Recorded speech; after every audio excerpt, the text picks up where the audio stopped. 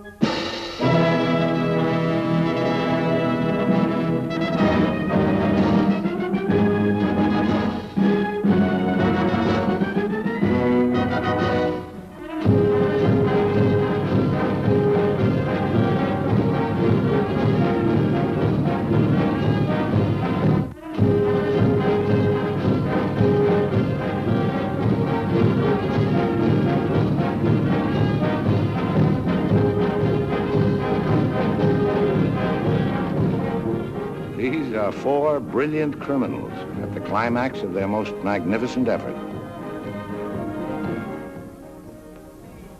This effort began 6 months ago in Porto Vecchio, where we were all to board the ship for Africa. And they were my associates in a quest for uranium. An element not one of them knew the first thing about, except that they'd heard you could get dough for it. Big dough. Who? I mean, what do you suppose they are? Businessmen, does it matter? Well, if we're going to be on a small boat with them for weeks and weeks. I only said they might be fellow passengers. Harry, we must beware of those men. They're desperate characters. What makes you say that? Not one of them looked at my legs.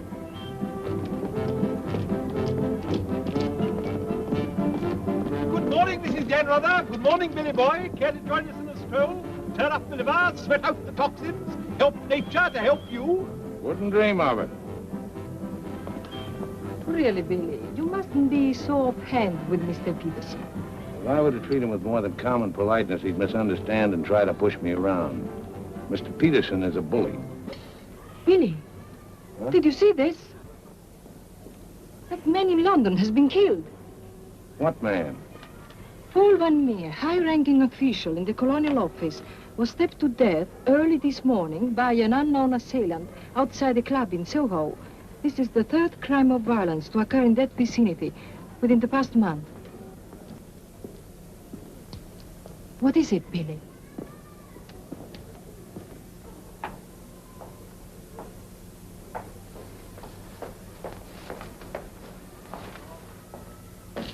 In heaven's name, Billy, say something.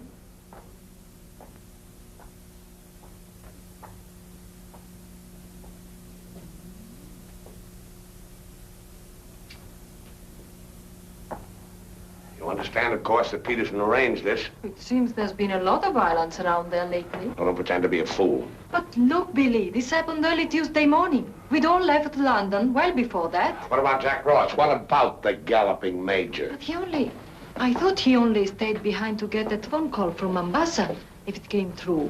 He'll be here this morning. Well? Don't get so excited. Don't jump to unpleasant conclusions. Jump, they might as well have drawn a map. Why was Peterson worried about Van Meer? What made him think he was dangerous? He was afraid Van Meer wouldn't stay bought. Afraid he'd get the wind up after we'd gone.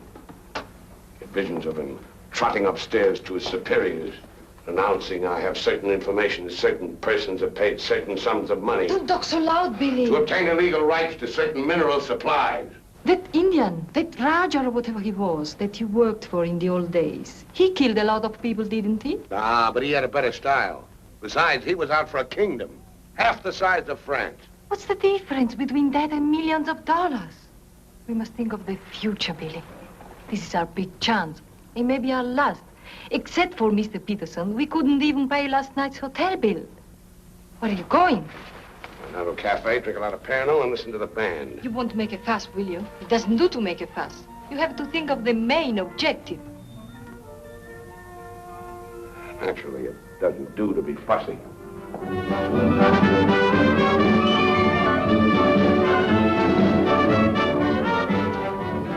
It's your move, Gwendolyn. Glasses.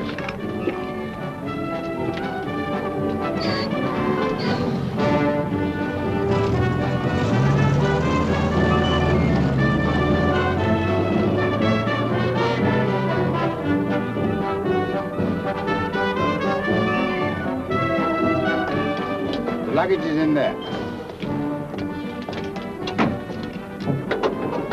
Bring it up.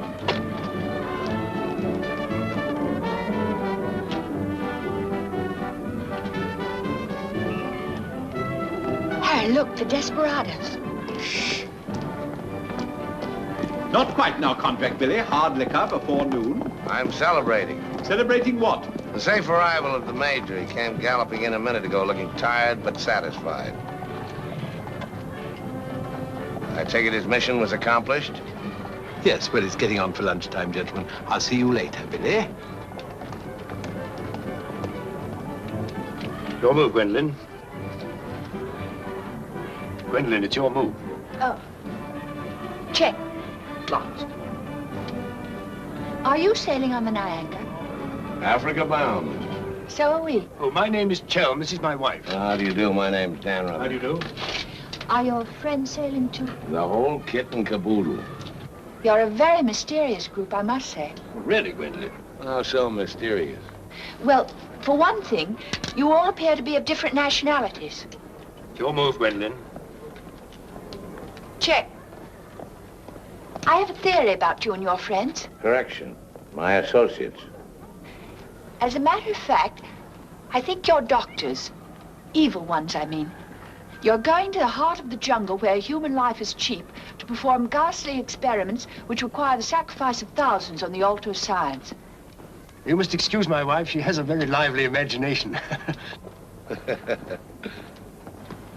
Check me. I don't know how you expect me to play a decent game when you keep talking all the time. Harry's been all out of sorts today. Usually he's a wonderful loser. Good morning, Mr. Danrada. I bring you the captain's compliments, along with the sad news that the sailing of the SS Nyanga has been postponed. Now, look here. This boat is definitely, most definitely scheduled to sail at 2400 hours. Scheduled, Mr. Chelm, but not, I fear, destined to do so. Propeller gone, or is the captain drunk? Oh, of course the captain is drunk. But the real trouble is with the oil pump. Well, it's not good enough. Simply not good enough. Quite right, sir. But you're putting it too mildly. The present oil pump is no good at all. Well, how much delay does this mean? Oh, to locate, bargain for, purchase, and install a new one will require, I should say, more than a day, less than a fortnight. Utter, hopeless inefficiency. Probably it isn't the oil pump at all.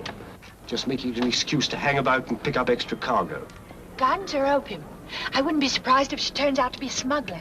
What a miserable place to be stuck in. Squalid, fifth-rate port. Ever been in Fuerteventura before? No, I don't know this part of the world at all. Oh, I thought not. Otherwise, you wouldn't be so upset about staying. Magnificent country. Ruins to visit by moonlight, fine stretch of beach. Back there in the hills, one of the few spots left in the world where you can get decent food and drink. It's called the Blue Pavilion. I insist you give me the pleasure of having dinner with us tonight. Well, that's awfully kind of you, but... Us? You and your associates? My wife and me. The committee? Oh, Mr. Chelm, I want you to meet a friend of mine. This is the Galloping Major. The committee wants you to toddle round.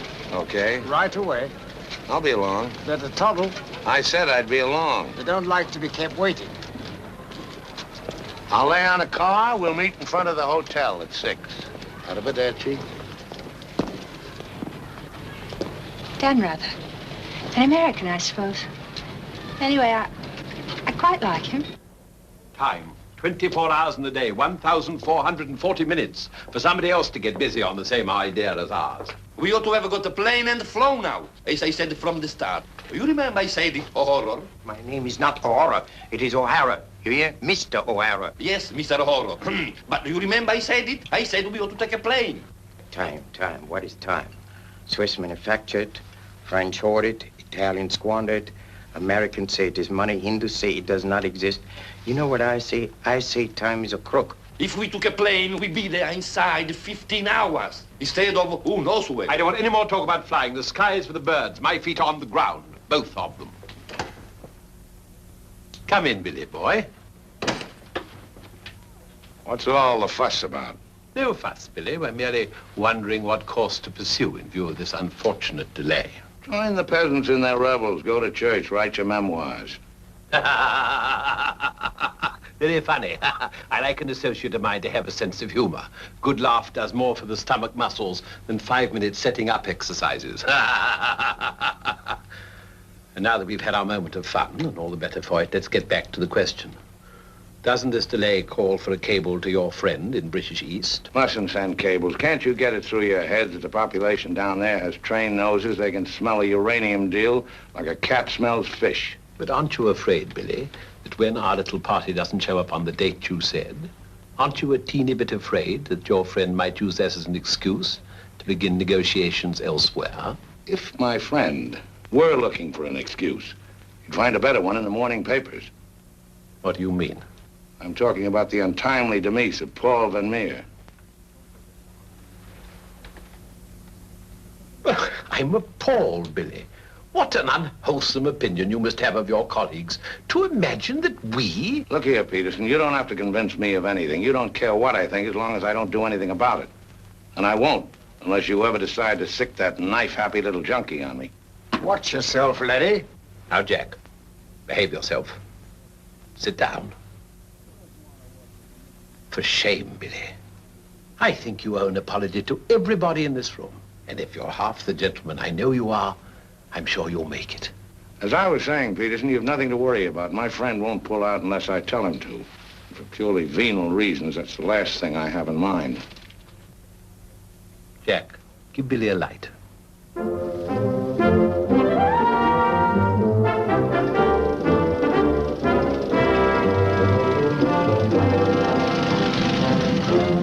What a wonderful car. It looks as if it had won the Grand Prix d'Elegance many years ago. Oh, it did. It was built for Oraposo. You know, the bullfighter. He had it made this way so he could stand up and take bows. He only got one ride in it, bequeathed it to me on his deathbed. Well, here's to Oraposo. I hope you like champagne. You mean it's yours? Well, I gave it to my former chauffeur, the fat bandit in the front seat. Harry, look at that wonderful villa. Well, that was Bertie Crampton's. Oh, you mean Lord Crampton, in Gloucestershire. His family acres marched hand in hand with ours. Gloucestershire, the cathedral towns, trout fishing, garden parties. What a beautiful life. You know England well? Emotionally, I am English. I serve tea every afternoon with crumpets, and I've always kept up my subscription to Country Life and to Tedler. Trouble with England, it's all pomp and no circumstance. You're very wise to get out of it. Escape while you can. Well, I'd hardly describe myself as escaping. Simply so happened that a relative of mine, first cousin actually, who died recently, happened to be the owner of a coffee plantation. Africa's the place now. You talk about the diamond boys, the gold boys. They just skimmed a little off the top. The potential mineral wealth of Africa's hardly been scratched. Now, there is a villa. Big. Well, that's the Villa Capriccio, famed in song and story, a 3-star attraction in Baedeker. Well, whose is it? Well, the bank's on it now. It used to be mine. Yours? Yes, I brought old Charles over from Fouquet's. You know, the old Fouquet's, to run it for me. Then when I decided to pull up stakes, I bought him this restaurant we're going to. Least I could do to show my appreciation. Well, here we are. Charles! Charles! Wait here a minute while I rout old Charles out. He doesn't even know we're in this neck of the woods. Charles! Charles! She must think we're extraordinarily naive. Knew all those people. Owned that vast villa. Bought this place because he liked the fellow's cooking. What utter balderdash. Oh, perhaps he did. I beg leave to doubt it. Did you notice his wife? She seemed to be rather a sensitive little woman. Really embarrassed by all that rot. I am sorry, signore. As you see, we are closed. We do not open for another 2 months. Charles, what the devil's going on here? This place is falling to rack and ruin. The place is closed. We shall have to dine in the hotel after all. Monsieur Dan. Monsieur Dan. Madame, why did you not let me know you were coming? You did not say you were with Monsieur Dan. Nothing is close to Monsieur Dan. It's good to see you again, Charles. It's been too long, Monsieur Dan. Not since the night you left the villa. Remember your farewell party. I've tried ever since to forget it. Remember how in the morning we escorted you to the train with violins playing and everybody cried like when a king you love very much leaves his country. Aren't you dressed yet? Do I appear to be dressed? Do dress, do hurry. It's the most wonderful day. And Billy wants us to drive out and see his villa. His former villa. Obviously, I can't go. I've got a chill on my liver. What a miserable place to be ill. And you forgot to pack my hot water bottle. You packed it. Gwendolyn, I distinctly remember. Hello. Oh, hello. No, I'm afraid we can't. Harry has this wretched chill. Give me the telephone. Chelm here. Yes. Quite. Absolutely. A hot water bottle. That's very, very good of you, old boy. Look here, Dan, rather, would you mind very much if my wife went alone? She enjoys this sightseeing sort of stuff, you know. Splendid. Splendid. I'll send her along. You know, Gwendolyn, nowadays, one simply cannot afford to dismiss people just because they're not one's sort. One has to try and bridge the gulf. After all, it's a new world we're going into. One's got to take it as one finds it. Face it. Use it. Master it.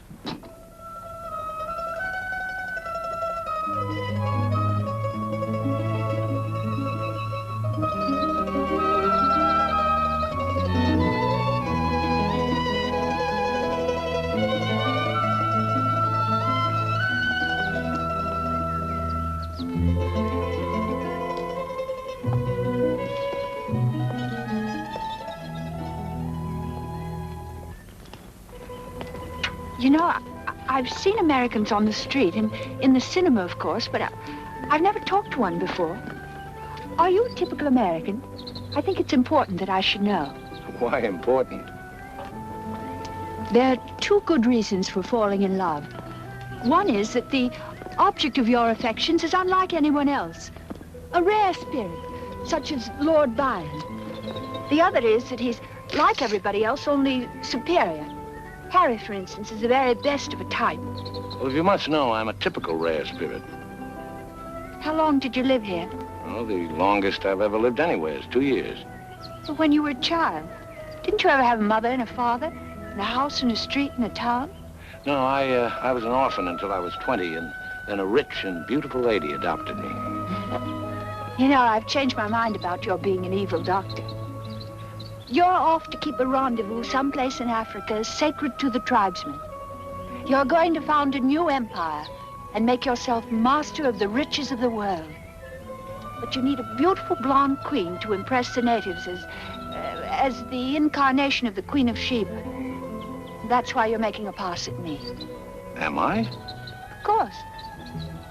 I don't generally go sightseeing with strange men. You don't believe that, do you? Well, I believe anything you say. Do you? Well, you shouldn't, you know. You really shouldn't. Mr. Chelm. Yes?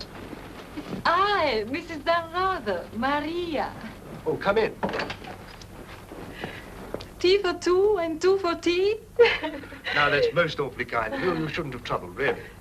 Billy told me you had a chill. Bit of one on the liver. Too tiresome. Milk, of course. Of course.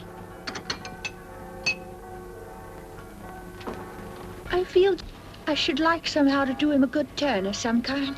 You do? Well, naturally. Oh, I see. Naturally. I think it would be nice if you were able to do something for him. Help him along. Give him the benefit of your advice. Delighted, of course. For instance. Oh, something with business. He was very pleased with that tip you gave him on the way home last night about the gold shares. I've forgotten what I told him. What was it? I don't remember either. I was listening to your voice. I wasn't listening to what you said. You see, if you were helping him, it would be so much easier for us to be together a lot out there in Africa. Was he any headed for business? Why, he's simply brilliant. I wouldn't have thought it. But of course he is. You don't suppose I'd marry a ninny, do you? If you imagine that Harry's simply going to Africa to plant coffee, you're very much mistaken. In point of fact, coffee is the least of Harry's interests. In point of fact, the land he is acquiring is extremely rich in certain minerals.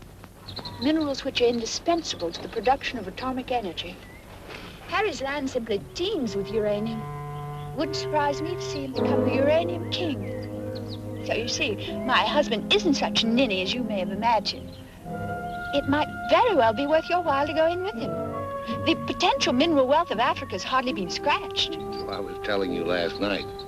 But of course, it's a well-known fact.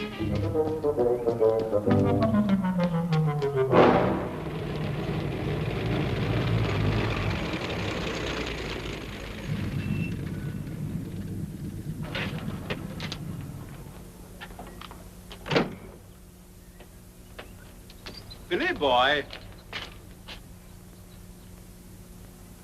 Had a happy day? Very. I'm so glad. What an attractive woman Mrs. Chelm is. Is that what you called me over to tell me? Who are the Chelms? They're English, going out to British East. They have a coffee plantation. Any money in coffee? No, but there's a type of Englishman goes off to coffee plantations without caring whether there's any money in it or not. Relatives leave them coffee plantations and they go out to them. But why this sudden interest in the Chelm? I'd just like to know who's making friends with my friends. Well, now you know.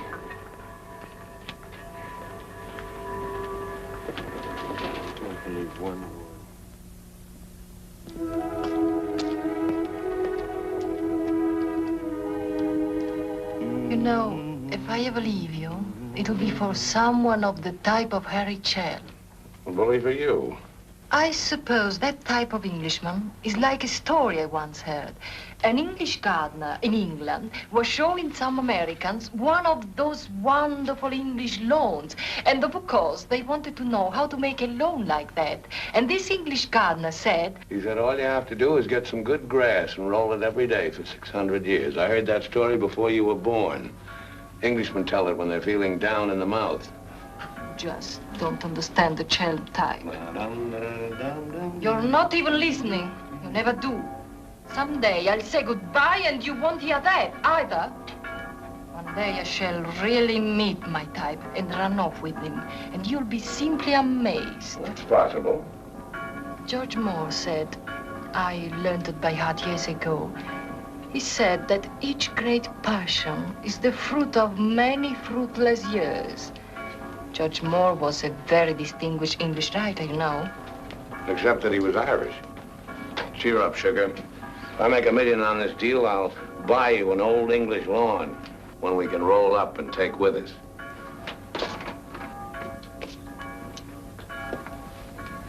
Billy, good morning.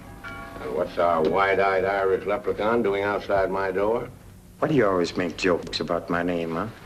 In Chile, the name of O'Hara is a tip-top name. Many Germans in Chile have become to be called O'Hara. Good morning, Mr. O'Hara. Madame, my respects. Perhaps Mr. O'Hara would like something to drink? Yes, maybe perhaps a little whiskey, huh? Very weak, please. What's this visit in honor of? Oh, just wanted to have a little talk with you. Okay, but make it fast. Fast? I give you my word, Billy. I give you my word. I feel to you like an older brother.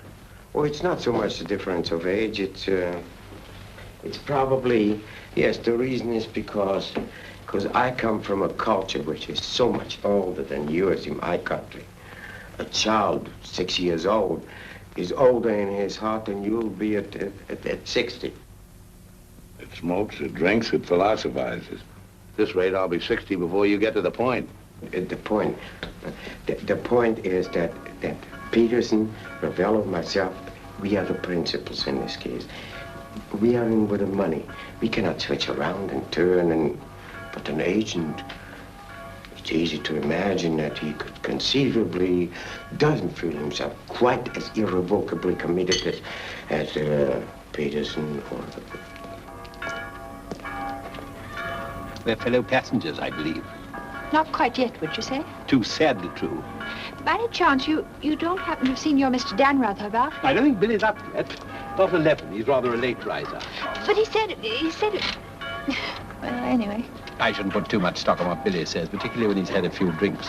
It's not that he means to break his word, he just forgets that he's given it. Charm and dependability so seldom go in one package. There are exceptions, of course. Your husband, I imagine, from his manner and behavior, is one. Oh, yes, very. Well, quite, Harry. I'm so looking forward to meeting your husband and having a chat about Africa. By all means. I understand he's in coffee? You make it sound like a total immersion. Part of Africa we're going to is due for some pretty important changes. In my opinion, things will be booming out there before you can say Jack Robinson. I do hope there won't be too many changes. It's completely unspoiled, I hear, with some of the loveliest scenery in the world. I can't imagine anything more lovely in the way of scenery than to have a few acres of gold and diamonds cropping up on a piece of land I bought for a song. Heaven forbid. Next thing there'd be big, ugly holes everywhere and great, horrid machines instead of lovely scenery. Anyway, I don't think my husband worries much about money and business, that sort of thing. Really? I mean, to appreciate my husband's point of view, one has to understand his background. Those lawns, hundreds of years in the making. Those immemorial elms. Those walls hung with family portraits. Generations of them. Those great echoing galleries where so much of English history is being made. Taxes must be terrific on a place like that. What would people like the Chelms care about taxes with their kind of money? I mean, when a family's been a power in the city of London for so long, one of the great financial families. Power in the city? You mean? Oh, yes, of course, one of those Chelms. I'm surprised you know about them at all. Very few people do. They prefer to work behind the scenes. I find it rather hard to believe that a man in your husband's position would go to Africa just for the coffee planting. You're very quick, aren't you? In point of fact, he isn't. In point of fact, he has a very special reason. So I suspected. It has to do with sin. Sin? Since the war, my husband has been almost exclusively concerned with spiritual values. He feels that if he can get away there, in the heart of Africa, he will come face to face with essentials. He wants to work out the problem of sin. Sin? Why, yes, of course. Isn't that what we're all most concerned with? Sin? Gwendolyn, what are you doing here? I thought we were supposed to meet on the beach. Harry, I want you to meet Mr... My name is Peterson. Been having the most delightful talk to your wife. She tells me you're interested in spiritual values. I myself am vastly concerned. Harry, we'd really better be going. You'll excuse us, Mr. Peterson? What have you been telling that man? Oh, nothing, Harry. He got onto the subject of religion, and I just happened to mention that we usually go to church on Sunday. Billy, I think it is high time you take stock of yourself. Can you truthfully say about yourself, I, Billy Danreuter, have acted fairly and squarely to my associates, huh? But of course he can, Mr. O'Hara. Everybody knows Billy's the soul of honor. Shut up, sugar. Perhaps he's the soul of honor, and perhaps appearances are deceiving. You mind telling me what it is I'm supposed to have done? Nothing. It's your conduct. Your conduct doesn't...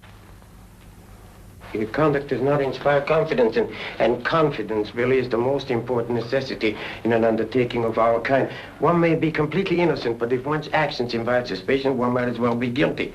To be trustworthy is not more important than to seem to be trustworthy.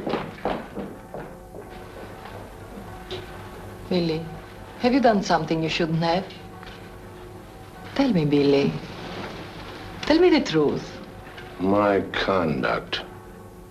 Who do they think I am, their hired man? But you are, you know. You are the hired man.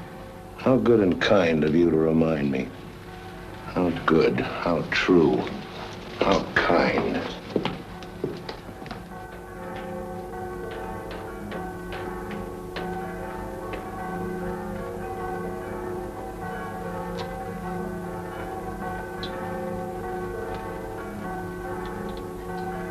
Oh, I say, Dan, rather good to see you. How about a drink? Well, Oh, come on, my dear fellow. Let me buy you a drink.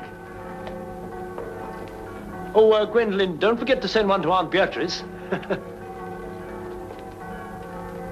Can't understand it. Gwendolyn distinctly said she'd join me on the beach. Then I come back and find her sitting there in that cafe. Extraordinary creatures, women. Well, let's drink to them. Pano. Scotch. Come on, you tiny little wreck, have a drink. We're drinking to women. Take the drink, but won't join you in the toast. Glass of Irish. Women. Hitler had the right idea. Keep them in their place. Kleine Kinderkirchen, babies in the kitchen. Say what you want to about Hitler, he had his points. Come. Look here. This generation's had its chance. Hitler, Mussolini, those are the men. Now is the age of the barbarians. The world's going up in smoke. I say let it come, get it over with. Well, if you don't mind, I'd like another year or so of worry. Worry? Just 1 minute, laddies. I've just 2 or 3 words to say to you, laddies, and that's don't worry. Don't ever worry. I'm in a position to know secret information. The Rosicrucians, the Great White Brotherhood, the high secret orders. But you've no faith. You must have faith. Faith and power, secret power. Men who guard the trust from the deepest insides of the whatchamacallit. Mystic rulers, all one club, chained together by one purpose, one idea. Mankind's champions. Follow me, Billy? Oh, why, of course.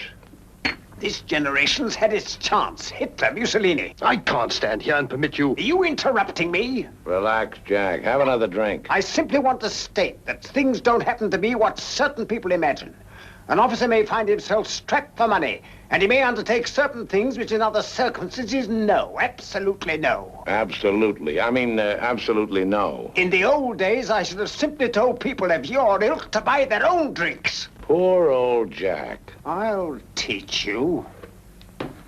I'll teach you to insult an ex-officer of the Indian Army. Well, are you yellow? The bar. You're Major Ross? Right. Ross here. Right. Right again. Come along, the committee. Saved by the bell. I've never heard such rot in my life. Sin. Oh, sin. All I could do was to keep a straight face. No, I'm certain of it now. These are 2 very clever and dangerous antagonists. Sit here and help me close. But how could they possibly know what we're up to? Great interests like the Chelms have ways and means. Yes, and I'm convinced they're out to get us even before we get started. We must get ahead of them. Time has entered the picture in a new way. Never forget the time factor, gentlemen. It always enters the picture in the end. I'm sending a cable to London. I want full information on those Chelm interests. British Africa, too. Check up on his interest there. Every time the plane lands, I'll try and reach you by telephone. Keep me informed of the latest development. Dan Reuter, that lying, swinish, rum-swilling double-crosser. What pleasure it would give. No, you can't at the moment. We need him. Right now, we need that swine who's lying double. Did I hear my name? Rub-a-dub-dub. 3 men in a tub. Tub? Oh. Been a change of plan, Billy boy. You and I leaving for Africa. How's that? You and I are flying to Africa by the next plane. Oh, what's happened, Peters? Must be something important to get you on a plane. Perfectly simple, Billy boy. The trouble with the oil pump and the general uncertainty about when the Nyanga will sail forces me to sacrifice my personal comfort. I prefer to fly rather than run the risk of arriving too late. Well, there's also such a thing as arriving too early. What do you mean by that? Well, the land doesn't come up for auction for a couple of weeks. My friend can't make his move until then. If we sit around British East all that time, somebody's going to start wondering who we are and ask questions. Is that your real opinion, Billy, or are you just looking forward to a long sea voyage with the attractive Mrs. Chelm as your companion? Or perhaps you have even other reasons. Such as? That's for you to know and for us to find out. You'd better get your packing done.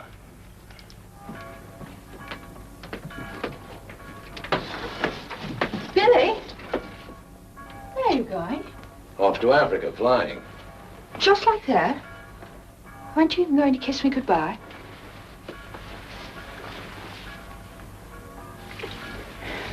I wish. Don't say it. What? That you wish we'd never met. You'll be coming on the boat, and in Africa we'll get together and... I think I hate you. Letting those revolting men order you about. Don't deny it, I've watched them. They treat you like a servant. They say, hop it, and off you hop. I know what it is. They have a hold on you. Some black secret that could ruin you. What makes you think that? No, know, it happens all the time. My old Spanish nurse told me that half the people in the world would be ruined at once if everyone told what they knew. But couldn't you have them done away with? I mean, you must know plenty of people who could bump them off. It probably cost a good deal, but it'd be worth it, certainly. Well, it's not impossible, except that afterwards I wouldn't have any money. This way I stand to make a lot. Millions? Maybe. Then perhaps your connection with those men isn't quite so undignified as I thought. Those millions, would they be pounds or dollars? Well, either way suits me. No, that's very careless of you. The state of the pound is so uncertain. You must think in terms of hard currency. Maybe I should hire you to handle my affairs. You could do worse. I'm awfully intelligent, really. Come along, Billy boy. The car's waiting.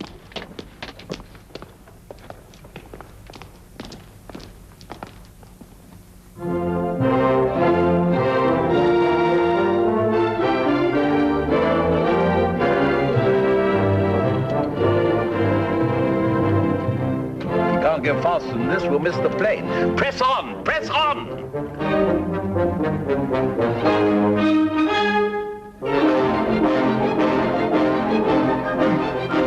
Dry posting.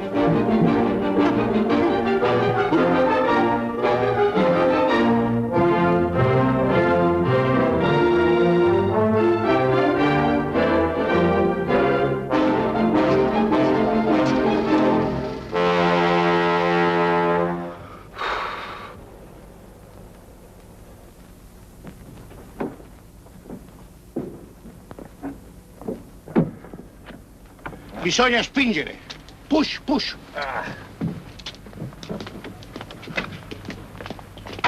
Come on. 1, 2, 3.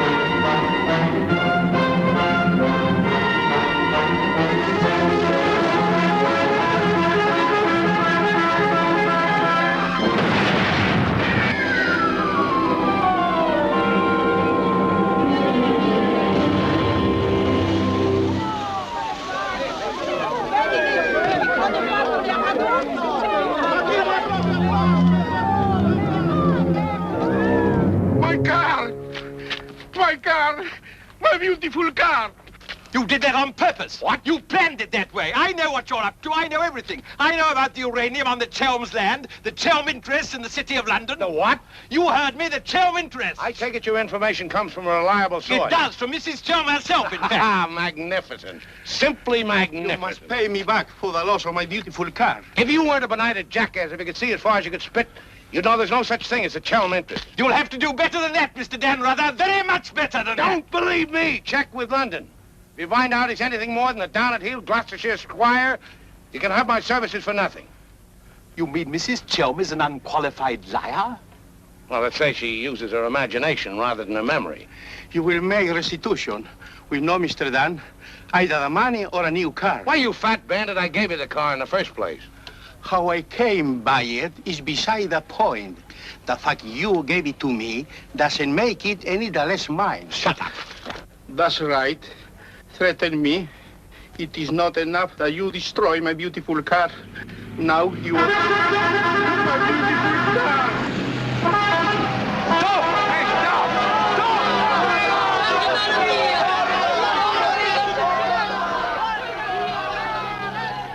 More than anything I want Billy to make a grand success out there. Oh, as you care so much about money, I should have thought you would have left Billy for some rich man. I shouldn't think Billy would mind, really. I mean, neither of you are in love or anything. You are a strange girl. Of course I love Billy. Actually, I adore him. And Billy loves me very, but very much. That's why I trust him with his little unimportant amours. And what does he say about yours? But, darling, all husbands like their wife to seem attractive to other men. Be sure you explain that to Harry. I'm going back to the hotel.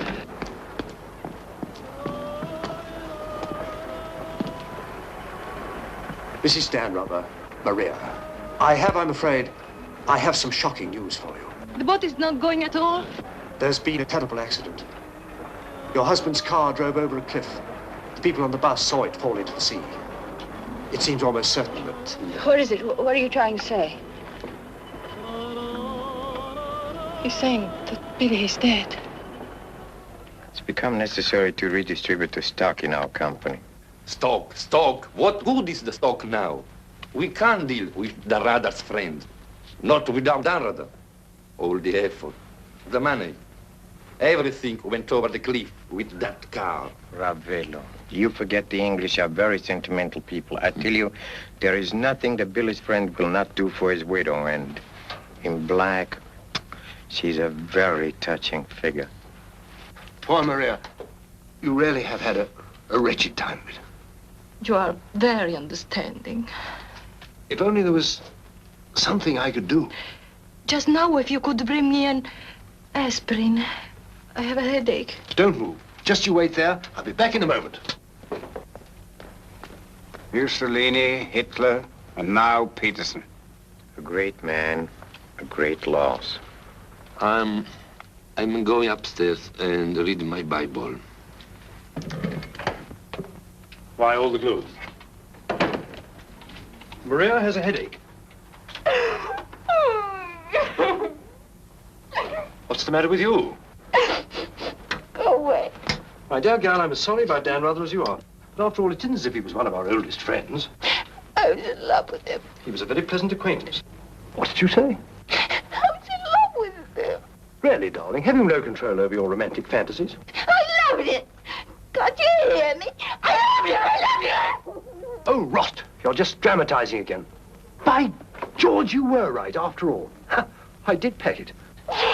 Oh, what shall I do? I feel as though I were drowning. He's dead. He's dead, and I'm left in a fool like you. I tell you what to do. Have a bit of shut-eye. You wake up in an hour feeling your old self again, and there'll be no more silly stories about falling for a middle-aged roustabout. This is so.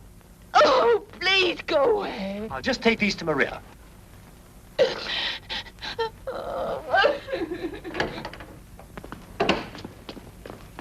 Mr. Chelm, this is very important, for you as well as for myself. Yes, well, get on with it.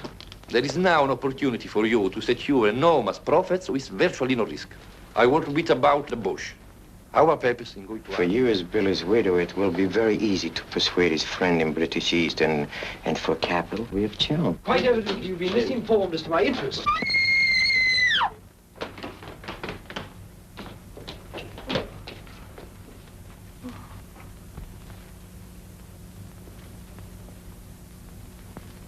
What's the matter with all of you? Somebody dead? Car, it went over a cliff. We thought you'd both been killed. Dan Rather, I'm delighted to see you're alive, but your wife is in a fainting condition. You mean you're not dead at all? Obviously, I'm not dead. I knew you weren't dead. I knew it. I counted 13 backwards 13 times. My old Spanish nurse said if you did that, a miracle would happen. And you see, it has. Ladies and gentlemen, I bring you the glad tidings. The captain is sober, and the SS Nyanga will sail at midnight.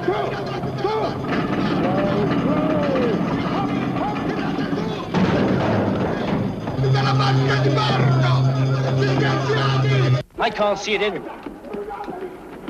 What can have happened to it? My dispatch box, where is it? A black tin box this size. What have you done with it? Guardi che la sua valigia gliel'ho messa in cabina. I told you to take the most particular care of it. I shall not go on board till my dispatch box has been found. Having trouble, Chelm? I think that I can't cope with myself, thank you. È la seconda volta che glielo dico. La valigia gliel'ho messa in cabina, è inutile che insiste con me. Does he put it in your cabin, whatever it is? Idiot! Why didn't he say so in the first place? See, look. What's happened to Harry? He's been giving me the fisheye all evening. Oh? What is it? Perhaps it's because when I thought you were dead, I told him I was in love with you. You what? I couldn't help it. It made you seem less dead. And? Oh, he didn't believe me. He thought my nerves were upset. Sort of delirium. He thought it quite a joke. The idea of my inventing a love affair with a middle-aged roustabout like you. That's what he called you. Well, now that I'm back in the flesh, you'll begin wondering about that delirium of yours.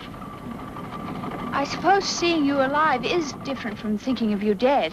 You're just great cooped up on that tub with a suspicious husband. Billy.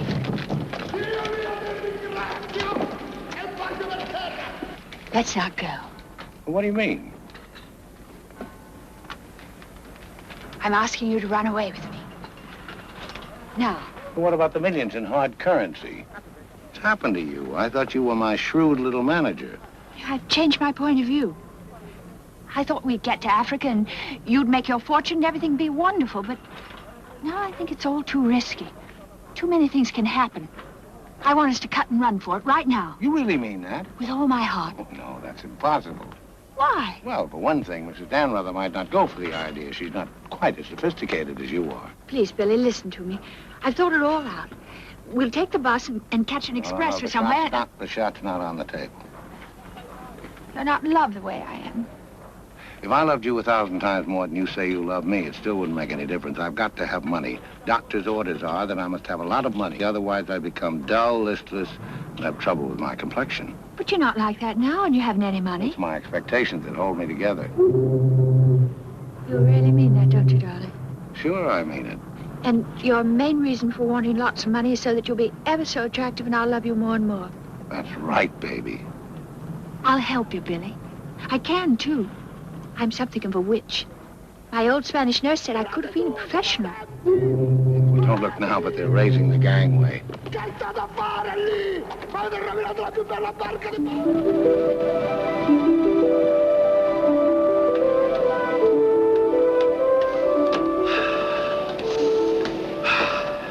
The air, ozone. What a pity we can't bottle it, gentlemen. What a fortune we'd make. Neptune's mixture. Now breathe deeply. Remember, every breath is a guinea in the bank of health.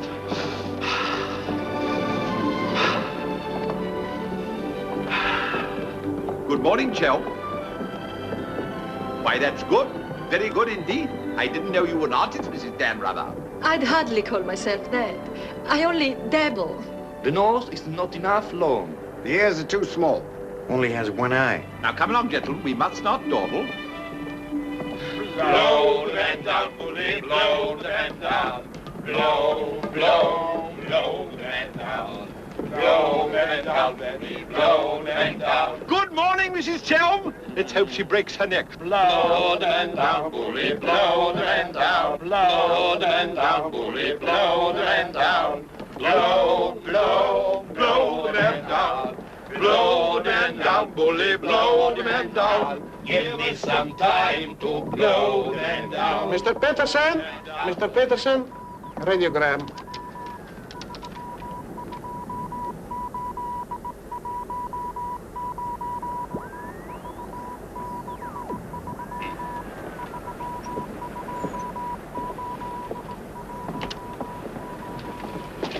No Chalmers State, Gloucestershire, stop. No Linda Gentry Charms.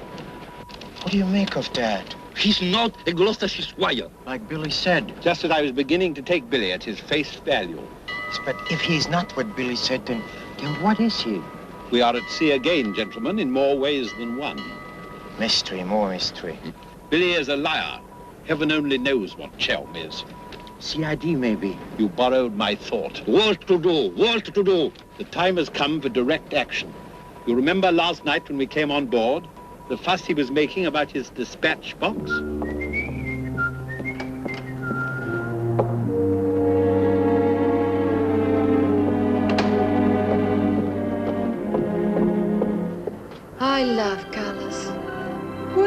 Poseidon is an endless puzzle. Your face, for instance.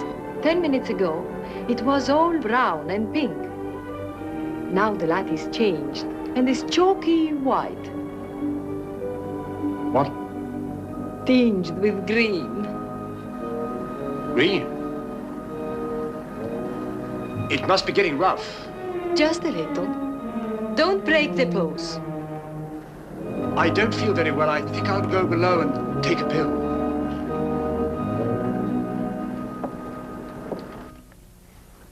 It's incredible. Harry Chelm is just Harry Chelm. nothing, nobody, a ruddy refugee from Earl's Court. With a hot bottle. Look. And the letter of introduction to the secretary of the governor. The secretary, mind you. Disgusting. Purser! My box! Beat up and down, isn't it, sir? It's gone. Oh, yes, indeed. Major Ross took it. I saw him sneak it out of your cabin. I like to keep my eye on what goes on aboard the ship. Where did he take it? I believe it's the Peterson's cabin. In fact, I'm sure.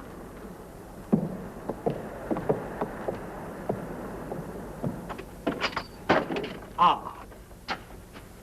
And now may I ask what explanation you have to offer? He forgot his hot water bottle.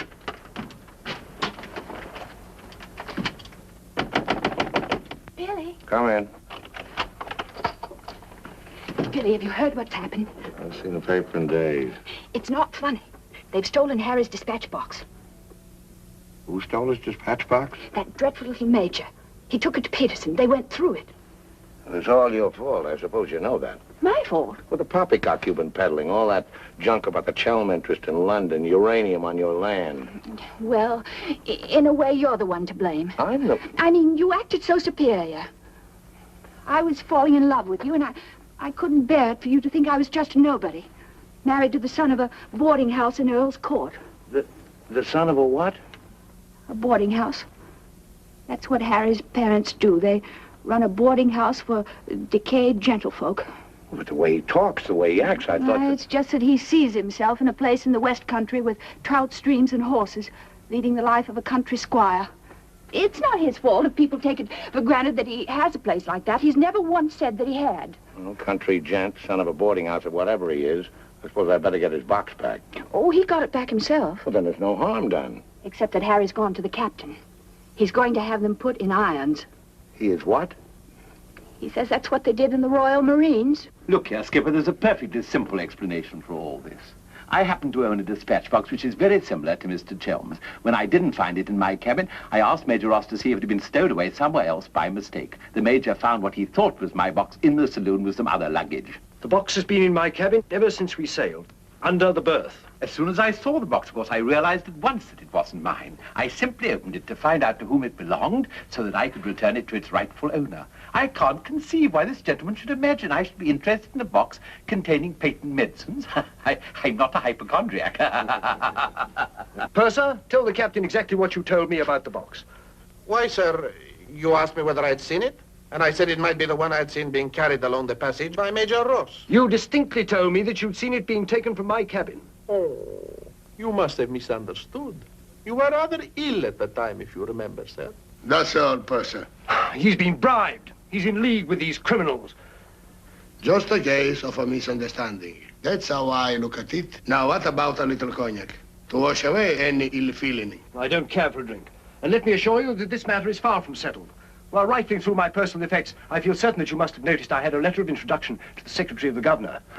I suspect he'll be much more interested in what I have to say than this gin-soaked so-called ship's captain. You mind your tongue! Any more entails? The other one I put in irons. As far as I'm concerned, this is a close incident. Chelm, you got your box back. Why don't you forget the whole thing? What possible interest do you expect the Colonial Office to take in? On the contrary, I expect them to show considerable interest in a gang of crooks who are trying to swindle the country out of vast uranium deposits.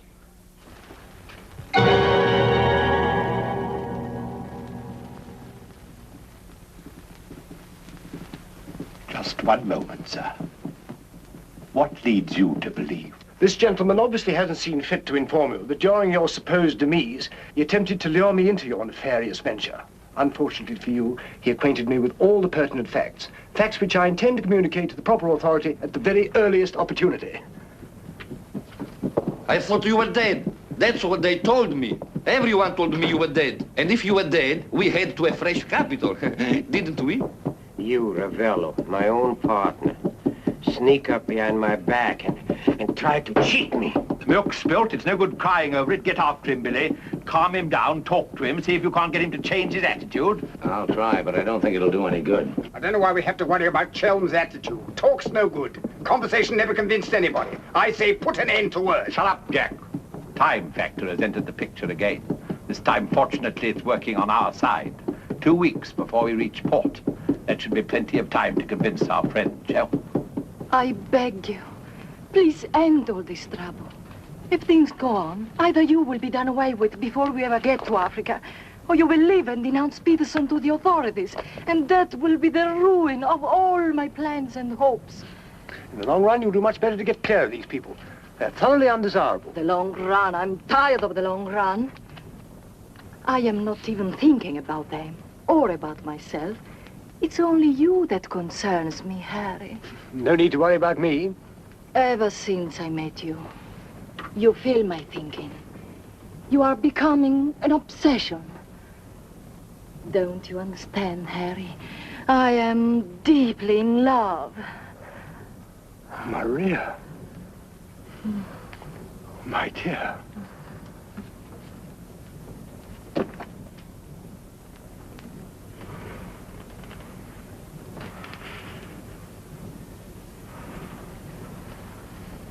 Only you could make a woman feel like this. All I want is to be in your arms, now and always. You forget I'm going to be done away with. Oh, no, no. It will be easy to arrange. What you must do is this. You will write me a letter. A love letter. You will tell me that you cannot denounce Peterson, because then I will suffer too. Because you love me so much, you cannot bear to hurt me. Such a letter they will believe if I show it to them.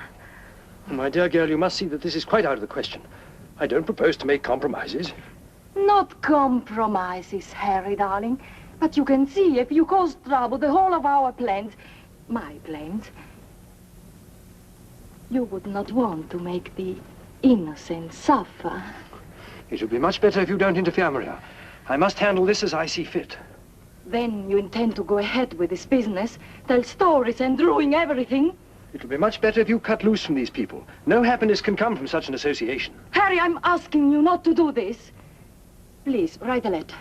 Then there will be no trouble for you, no trouble for us, no risk when we get to Africa. I'm sorry, my dear. We English are a very pig-headed lot. You think you can get away with this?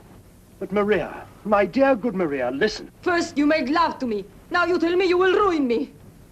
You'll forgive me, but it was you who made... Oh, shut your trap. Go on, do what you like. You think you're such a brave man. I'll tell you what you are. You are a heel.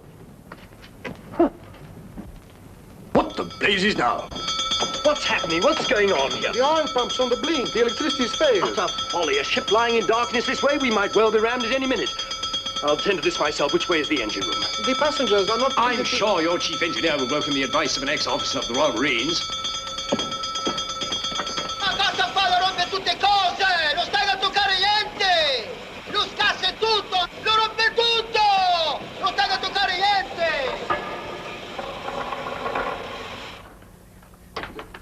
Look here, you fool. Are we simply abandoned to our fate? I insist on something being done. For instance? Well, give out the lifebelts. Organize the boat drill. The clientele are requested to remain calm. To remain calm? Does the captain feel no sense of responsibility for the lives of his passengers? It's my opinion that the captain doesn't feel much of anything at the moment. You mean to say he's drunk? The fellow ought to be made to walk the plank. I'm afraid just now he cannot walk at all. But this is outrageous. Oh, sit down, old man. What have you got to worry about? We're only adrift in an open sea with a drunken captain and engine that's liable to explode at any moment. Perfectly ordinary situation. Happens every day. But just in case any of you are still at all anxious, let it be known that Mr. Chelm has taken charge in the engine room. Who's taken charge? Harry, and you foozle it for sure. Shall I get out the hymn books? Your husband claims to have learned all about engines and such things when he was an officer in the Royal Marines. If he ever was.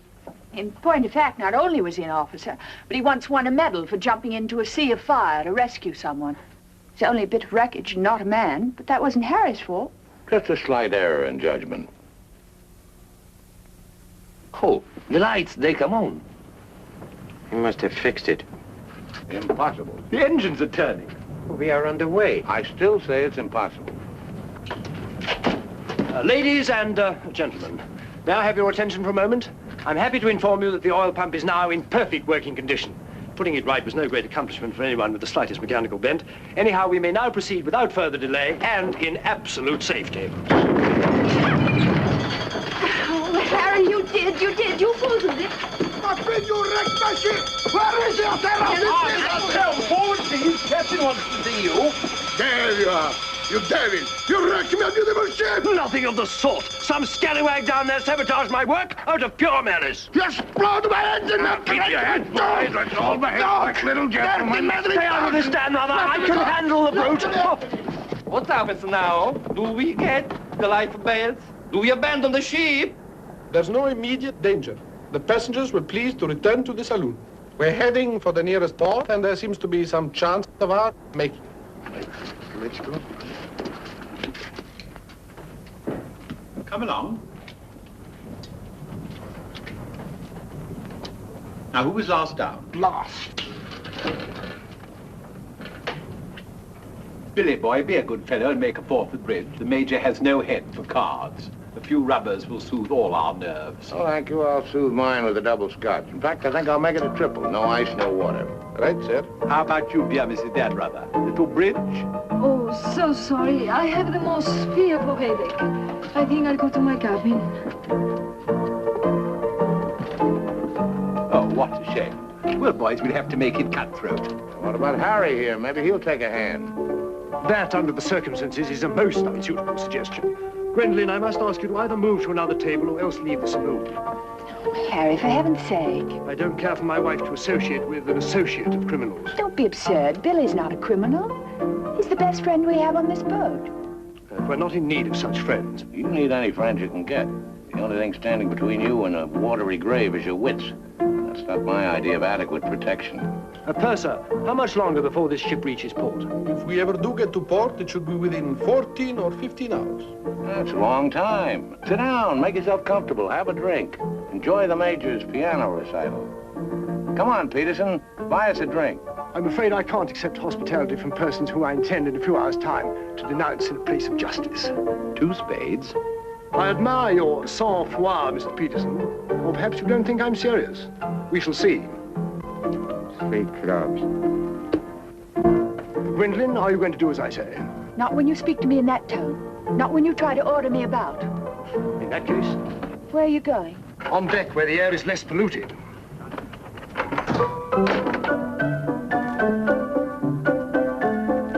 Sir, 4 tonics. I think you'd better go after Harry. Why should I? If he's going to be so childish and unreasonable. Take my advice, go to him, stay with him. I suppose you think we should keep up appearances. The loyal wife at her husband's side. No, Billy. I'm experiencing something that is rare and beautiful. And I shall not deny it, either by word or by deed. I love you. Let the whole world know it. I love you, I love you. Yeah, well, keeping up appearances isn't exactly what I meant. Then why do you want to send me tagging after Harry? He's being such a deadly bore tonight. Deadly, but not dead, not yet. What do you mean? They killed one man just because they thought he might try to get in their way. Now, handsome Harry here is certain to blow the whole thing wide open. They killed a man? Really? Who? Just a man. Well, for all Harry's being too tiresome and my loving you to distraction, I still wouldn't want to see him done in. He has some perfectly darling traits, really. I mean, like always remembering one's birthday. No, we simply mustn't let anybody murder Harry. If I keep him in your cabin, never let him out of your sight. Keep him under lock and key. Oh, Billy, that awful music. It's so loud. It comes right into our cabin. Peterson, tell the Major to soft pedal it. And while he's about it, he might change the tune. Oh, don't you like it? It's one of my favorites. I'm afraid he doesn't know any others. Do you, Jack? Oh.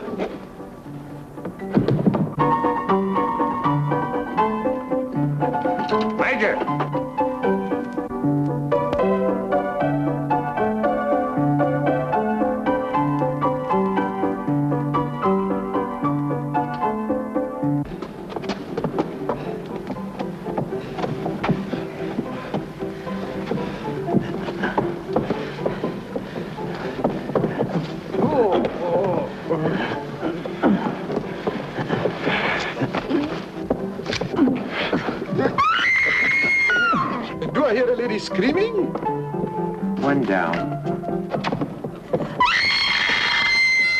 Captain! Captain!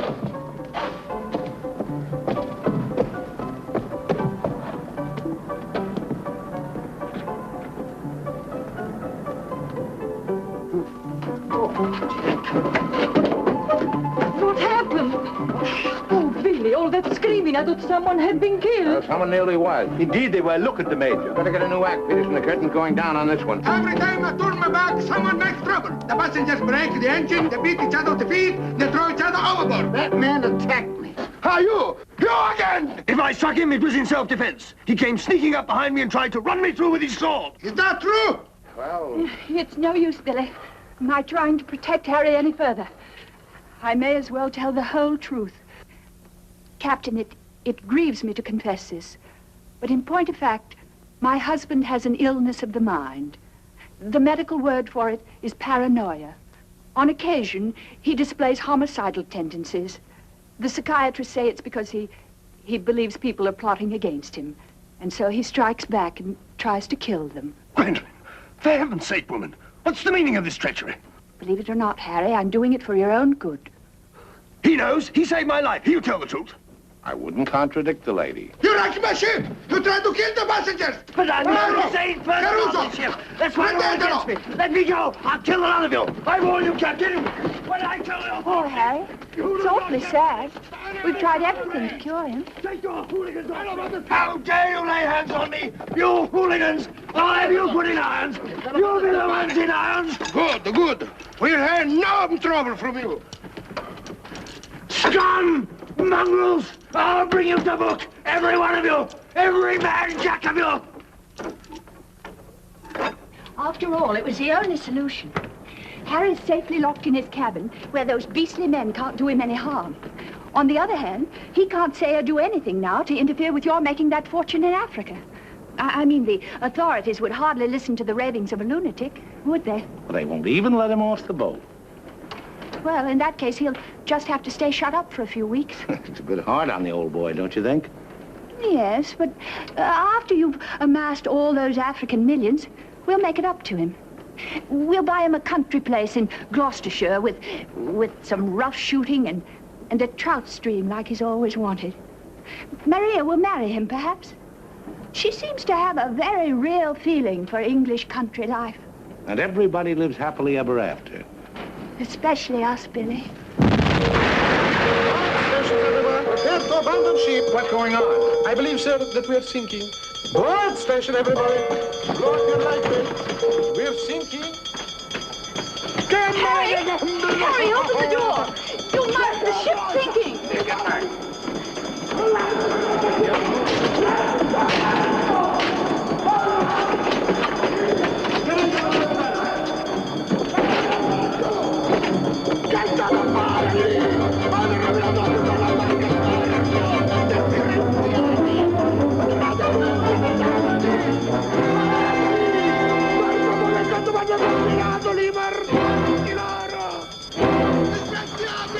Tirate su! State attenti! Che state a fare lì? Mi avete rovinato la più bella barca di porto! Disgraziati! Tirate su! State attenti! Muovetevi! Guarda cosa fanno con Bambò, cosa fanno combinato questi messaggi loro! E mi tenete! Che m'avete complicato! Presto l'altro lato, sbrigatevi! Sbrigatevi! Calate l'altro lato a mare! Presto! Presto! Guardate laggiù! Sbrigatevi! Sbrigatevi! Palla! Palla! Giù!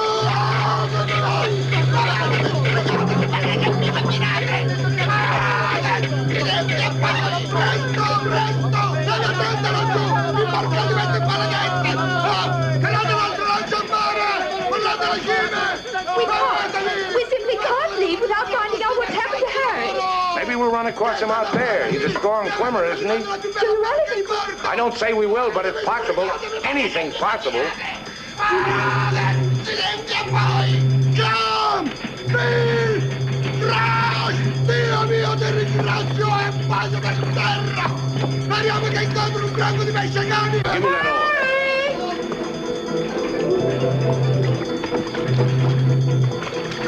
Harry!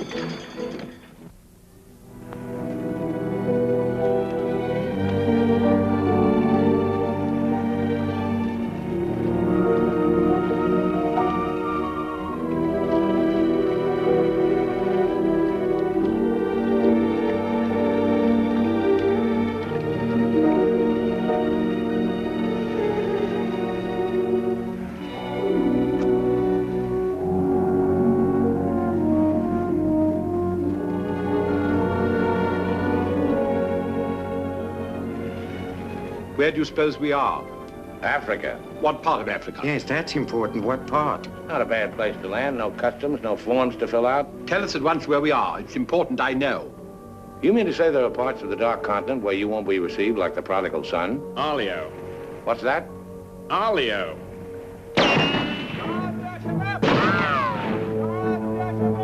Better get down, everybody. Oh, dear mamma mia! Arabs! Oh, dear mamma mia! Get rid of your passports, boys. Mrs. Chelm, Billy Boy, my identity must remain a secret.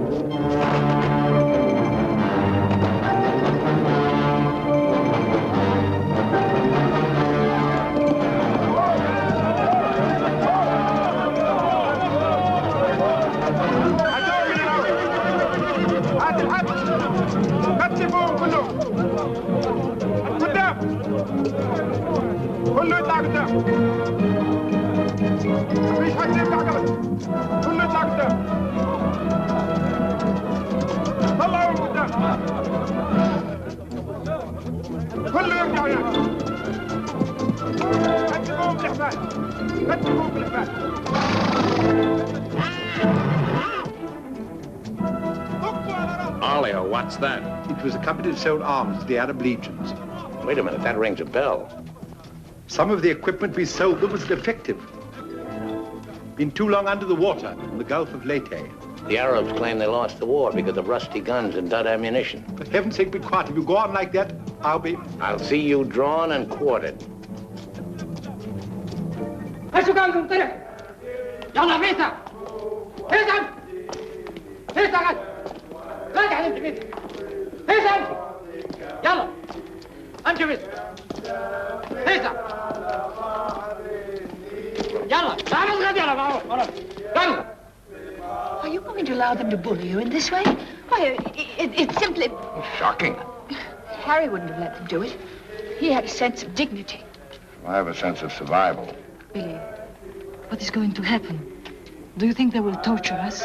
Just let them try it. I'm a British subject. I wouldn't say it too loud.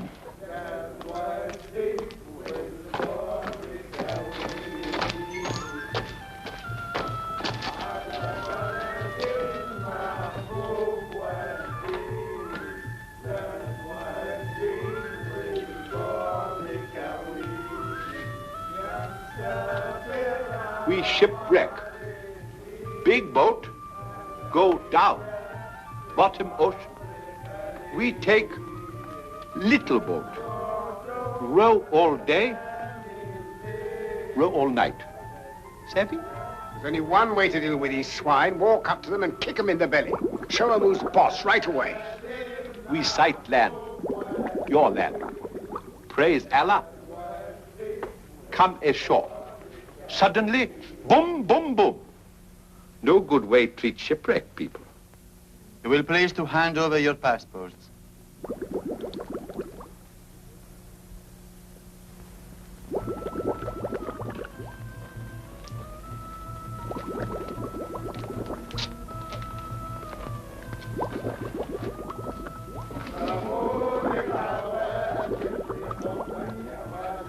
There seem to be 4 missing.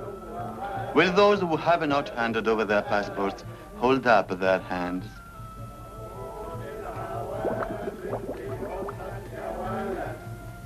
All left on board ship, Your Excellency. A terrifying experience. An incompetent crew, a burning ship, put overboard in a small boat at dead of night. What was the name of the vessel? The SS Nyanga. She's a Portuguese ship. I will investigate whether such a ship has been reported lost at sea.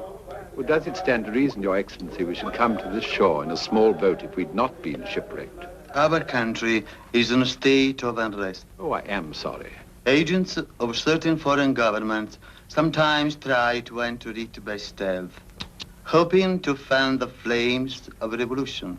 Therefore, we check carefully on the activities of strangers. Surely, Your Excellency, in our case, one look is sufficient to convince you of our innocence.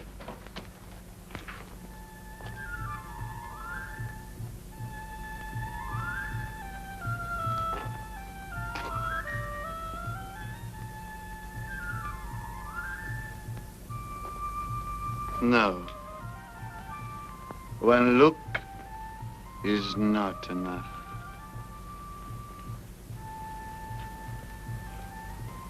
If you think we're the enemies of your country, the logical thing is to boot us out. Send us packing by the first available boat or train. We shan't object. We've got important business elsewhere. Where is elsewhere? Central Africa. And what sort of business? Vacuum cleaners, sewing machines. Ah, yes. Businessmen. All going to Central Africa to sell vacuum cleaners. Hat to hat, I suppose. And you, sir, I take it, are the head salesman, the ringleader of this group. Oh, no group. We met for the first time on board ship. Complete strangers to one another. Liar! The others all look at you each time I ask a question. I am a keen observer. You four are together. Oh, no, my fat-gutted friend. I'm not as illiterate, simple-minded native you're fool enough to take me for.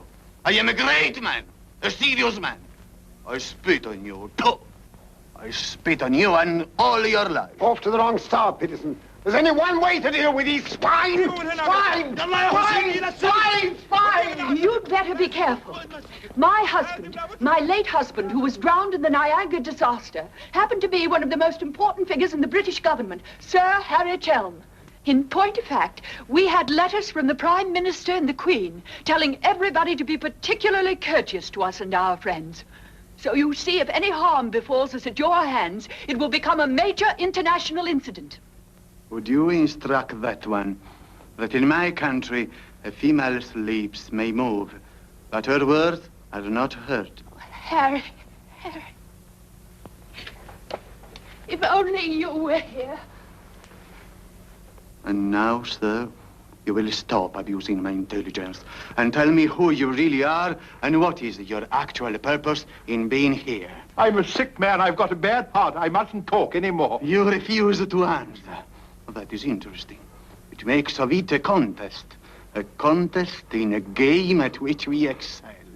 We of this country have had 4,000 years' experience in asking questions and getting answers.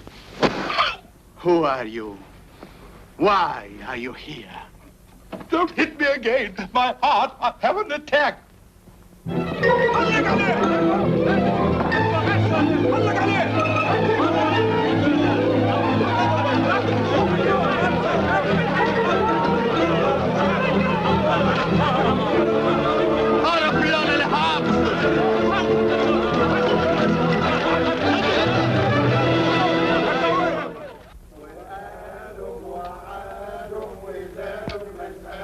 Billy's led a thoroughly decadent life.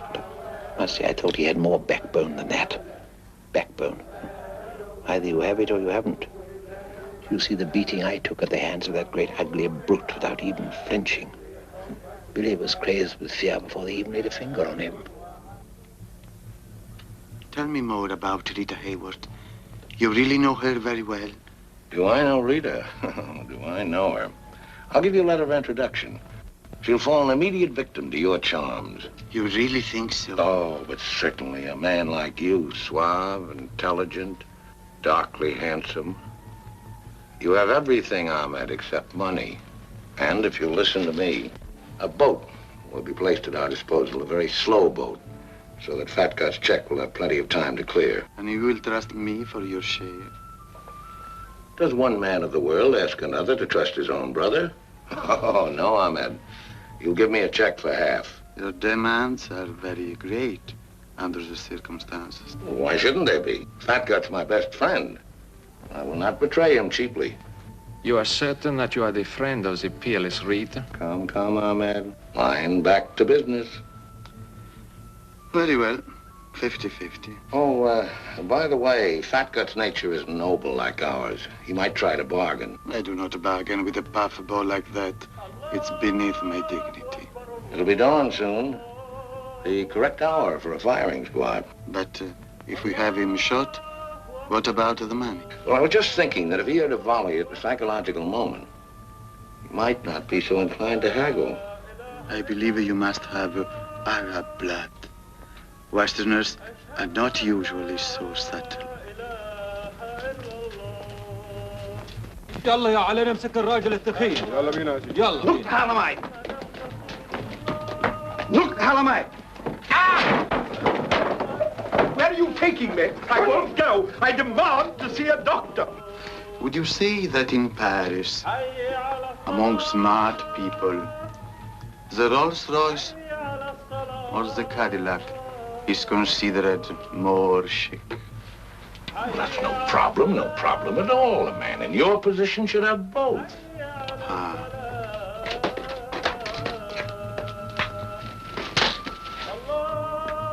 Mr. Dunrather, I believe, would like a word with you. Billy, sit down, Peterson.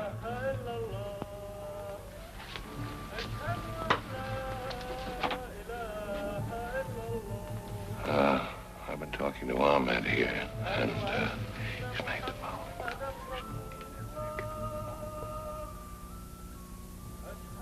It's blackmail. I can't pay.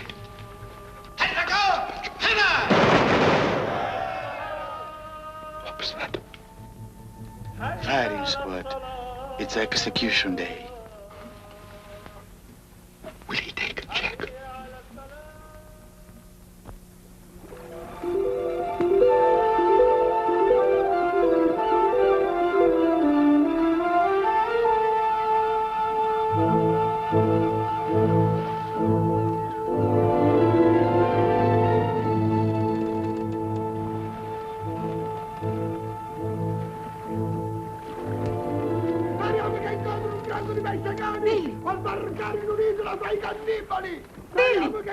Look, the anchor. Ballate la cime! Stay away! Stay away from my ship! If you try to come aboard, I will shoot you! I will shoot you! Get to my gun! Get to my gun! Give it to him. Maybe he'll shoot himself. My gun! My gun!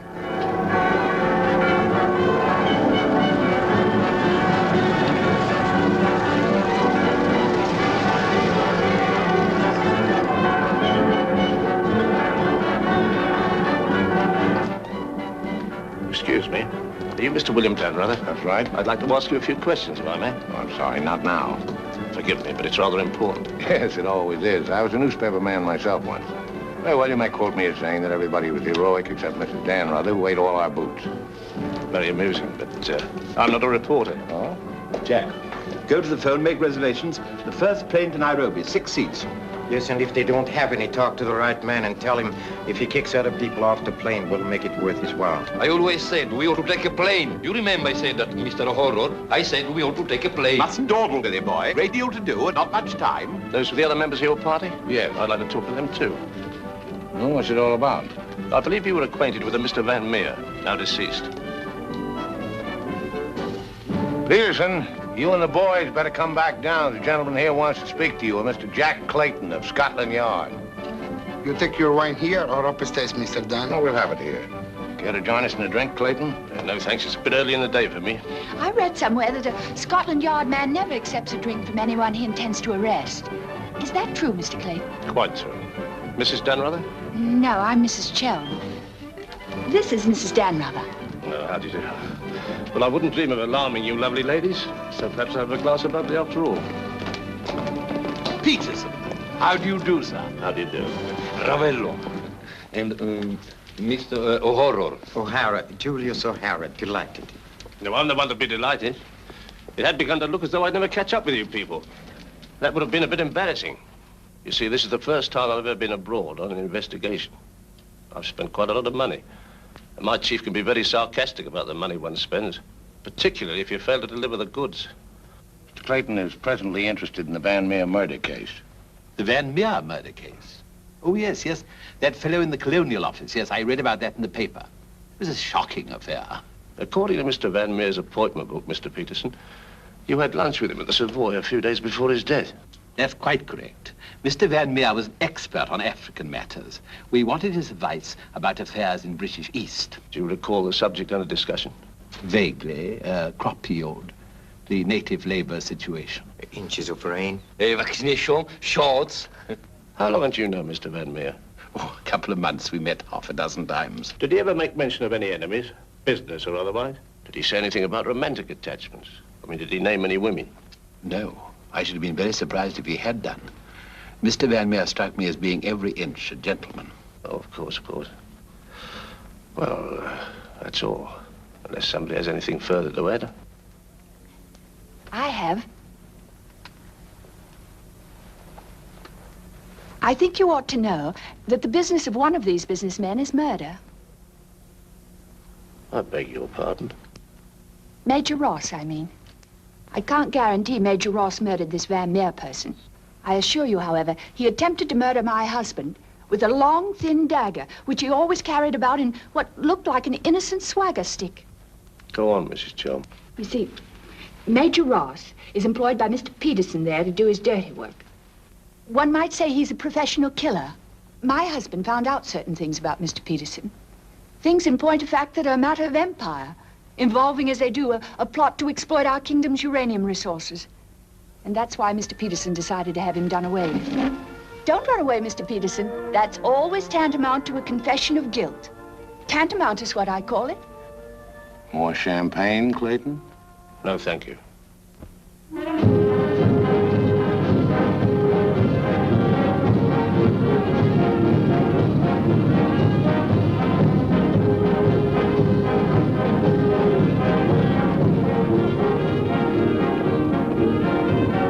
As I said before, very smart fellows indeed. Should you ever think of me in Earl's Court, that's where I'll be, helping Harry's parents with the lodgers. Should you ever think of me, try not to let it be too harshly. You kiss her too, Billy, and tell her she's forgiven. Sure, sure. Goodbye, Billy. Bye.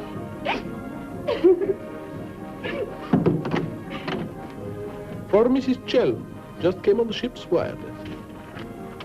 Oh, by the way, Mr. Dan Rada, do you know that your associates are all in the Hoosgow?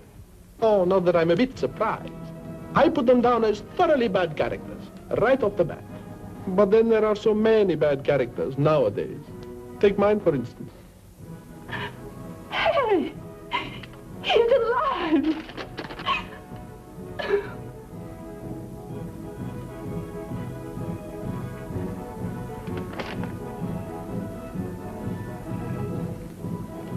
Oh.